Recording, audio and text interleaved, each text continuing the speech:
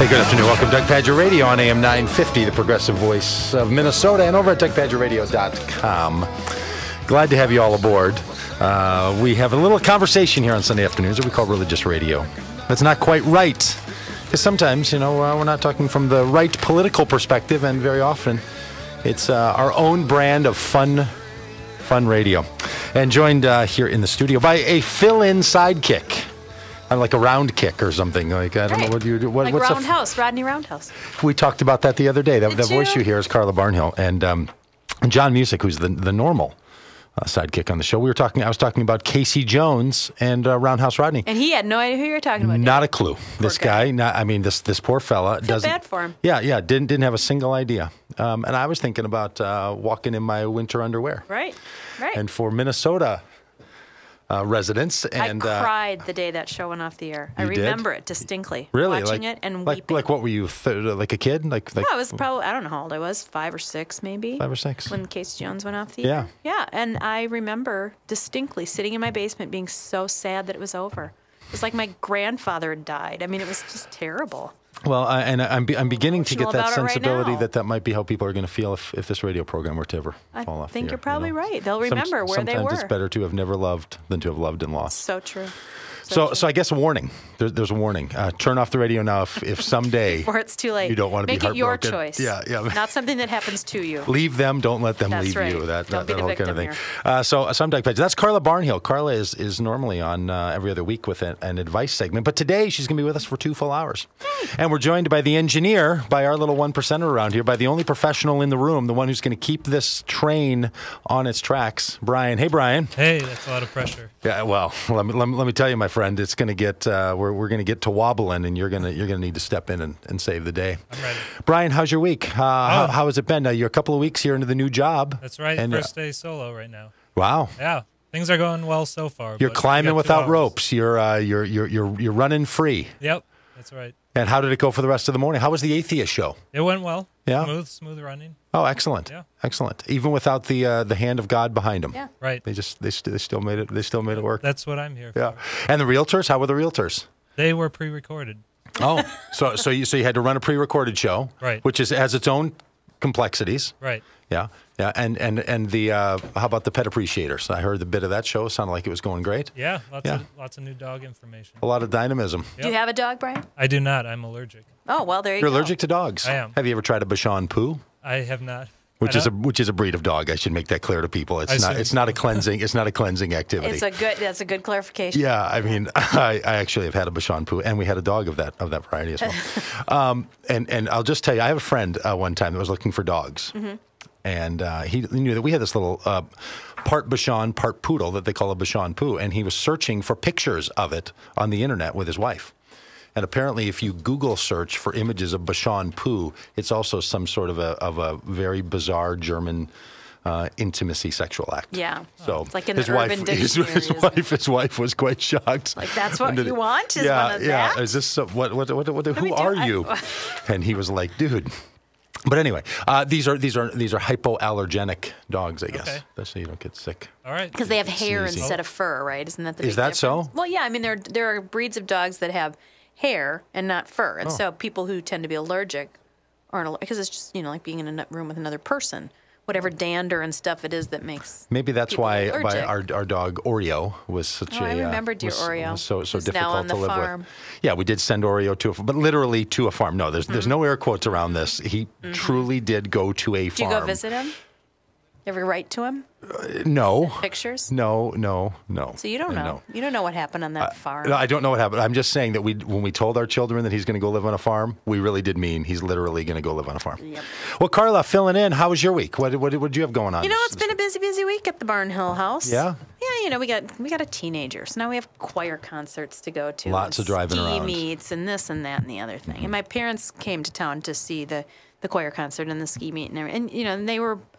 Like, we don't have a lot of days like that where we go from one thing to another thing and you run in the house and throw down a piece of pizza and then run back out of the house to go back. Like, we don't have a lot of those. Oh, but boy. when they happen, it's just ridiculous. And there are people like every day is like that. And I think, how do they do it? I don't know how people function that way. As having been a parent of 4 teenagers back to back to back to back. Right. I will tell you, we're sort of coming to the end of those days. Yeah. And the amount of time that you have in your headspace. Yeah. To not have to be coordinating rides and all of that. Right. Right. It's really one of the upsides to getting But you know older. what? But I will say this. It's still not as hard as the toddler years. Oh, nothing is as hard as that. No. Yeah, a People will serious design flaw because in the like whole when I thing. had little kids, there were people with teenagers who'd be like, "Oh, just you wait." You know what? Yeah. No, It's not even close. not even in the same ballpark. I agree with you, and I know there's a lot of parents who listen to this show who have toddlers at home. A lot of toddlers who listen. Holden, Paxton,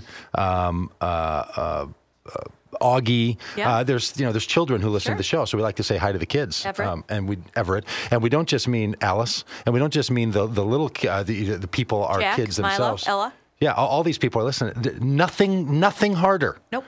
In your daily rhythm, meaning that when things are going the way they're supposed to be, parenting toddlers is still extremely difficult, and that's as good as it gets. It gets more difficult the better you are at it. That's right. It could be worse. The more successful you are, the harder it is. Like when it's working, it's still easiest when you just are bad at it. It's still very difficult. Well, I've had an interesting week. Actually, an interesting last 2 weeks. Well, here's the deal. I was born again this week. Oh. I've had 2 experiences in my life that I categorize in a born again like category, meaning that there's something about me that feels as if something new has come to life. And one of those was my religious experience. Sure. Way back 25, 30 years ago. It was very, very poignant for me as a 16-year-old. I mean, really a sense of like there's something new exploding in my life that I think is going to have effect on everything that I'm about from here on out, right? That sense of something new is happening. Newness, new birth, that kind of thing. Mm-hmm. And this running has happened to me that way. Running. Crazy you and your running. Crazy me and my running. I get it. I mean, I ran 36 miles this week, 13 of those yesterday. I mean, just bizarro. Like I have become that guy, and I have no running history. I am a convert to running the way I was a convert to religion. And you're probably one of those guys too who talks about how great you feel, right? Because I've seen this on your Facebook business where you're like, ran 13 miles, feeling awesome. Okay, but nobody believes that. No, nobody does. You can say it, but no one believes it. And I have to tell you that's because in the application that I use that keeps track of my running, and when it auto posts, does it tell you feel awesome? It's a default. It's a default category that you could change, and I'm like, yeah, it feels great. I don't function in feelings. No, I don't even know what that is. I don't even know what they're talking. I feel the same as I did every other day. If you go around organizing your life based on how you're feeling right at the moment, who can keep track? Why? Yeah. What good is that? None. No good. So yeah, those are all those little. All right, that's good to know that's auto-generated. That's just auto-generated by an algorithm. Emotion. Thank you. Which is about as good as you're going to get out of me for. Because I'll tell you what, because I live on the marathon route for the Twin Cities Marathon, right around mile 11 is our neighborhood. Mm-hmm. So I see people at mile 11 year after year, and apart from the first 15 people who are running like greyhounds and haven't even broken a sweat yet, nobody looks happy. Nobody is enjoying themselves. Every person who comes by at mile 11 looks just ridiculously miserable. Huh.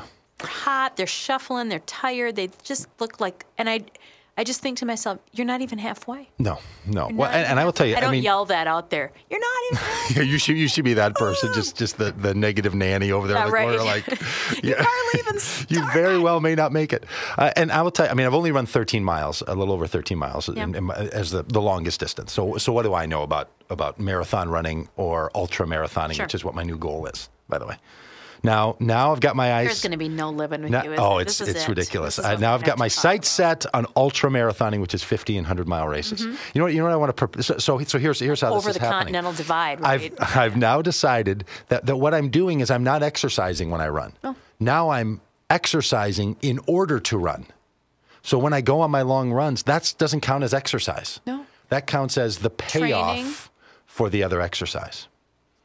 I don't understand that at all. Yeah.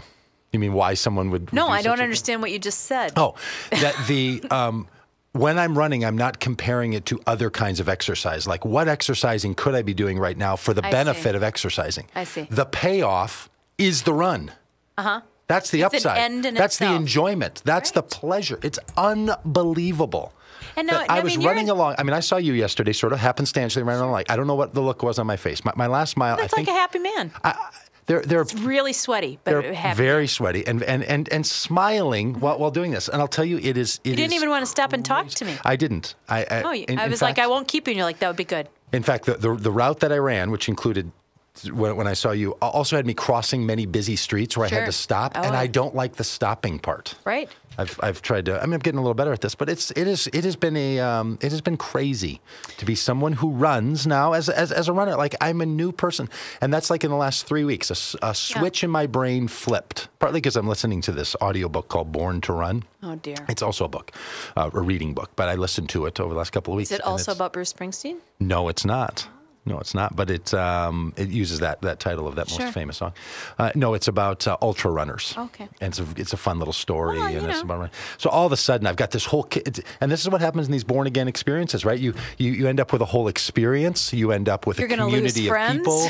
You can't be around these people anymore because of their this and that, and you have to be. I mean, it is all that. So if anybody wants to contact Doug Pagitt Radio because you're a runner and I'm thinking about joining running clubs. I was going to say, are you going to make this like a runner's show? Like there'll be a whole running segment? Like, let's talk about running? I don't know. I could, Shoes and chips and perhaps like my socks religious conversion. I might. How do you grow learn to weary drink of your this, water too. and run at the same time? Yeah, that's something I can't quite do. I can't quite. I haven't figured out how to swallow. But I've gotten into the smiling and running. So anyway, it's been it's going to probably come up. But other things that are going to come up in our conversation. Is it going to start being the metaphor too that you use? It really it's might. Like how it run. Okay. I mean, I might just bring it up all the time all right, as then a you know runner. what? I'm going to throw in show tunes. Every running reference is going to get a show tune. Here we go. Right? Hey, Richard Rohr, he's a Franciscan. He's a Catholic priest. He's written a book called Falling Upward. He's an interesting cat. He's going to be on with us today. We're also going to talk about death narratives and how we tell the story of death in our culture. So, I mean, but it's going to be, appropriately not quite right. Stick with us here after the break. Doug Pagitt Radio on AM 950 and over at DougPagittRadio.com. Are you thinking of